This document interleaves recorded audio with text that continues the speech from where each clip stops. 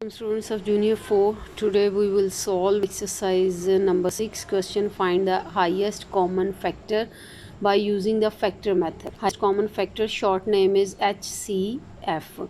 यानी पहले हमने कॉमन फैक्टर्स फाइंड करने हैं कि जो दोनों में एक जैसे होंगे, और फिर जो हाईएस्ट होगा यानी उन कॉमन फैक्टर में जो सबसे बड़ा होगा दैट इज़ आवर आंसर। और फैक्टर मेथड मीन आपने कॉमर्स के साथ सिर्फ बताना है। जैसे 14 और 10 हमने बताना है कि 14 कौन कौन से टेबल्स में आता है, वो वाले टेबल्स मेंशन करने हैं, और 10 कौन कौन से टेबल में आता है वो वाले टेबल मेंशन करने हैं। सबसे पहले हम लिखेंगे 14, तो हम लिखेंगे factors of 14 is equal to 1 के टेबल में आता है, 2 में आता है, 7 में आता है और 14 में आता है।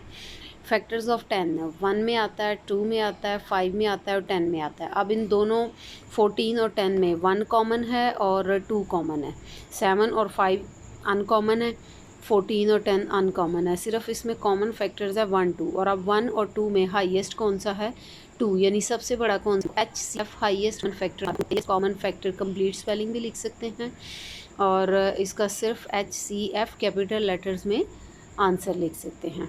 आंसर के लिए मैं इसको ब्लू कलर में किया हुआ है।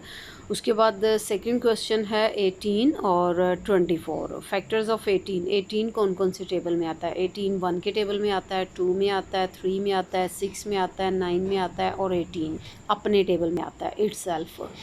और जितने भी टेबल्स में आता है मैंने सारे टेबल्स लिखने हैं, और आपने भी सारे टेबल्स लिखने हैं। 24 1 में आता है, 2 में आता है, 3 में आता है, 4 में आता है, 6 में, 8 में, 12 में और इनमें आता है। अब आपने इनमें देखना है कि दोनों में कॉमन कौन कौन से हैं, कॉमन टेबल कौन से है। 1 टेबल कॉमन है, 2 टेबल कॉमन है, 3 टेबल कॉमन है और 6 कॉमन है।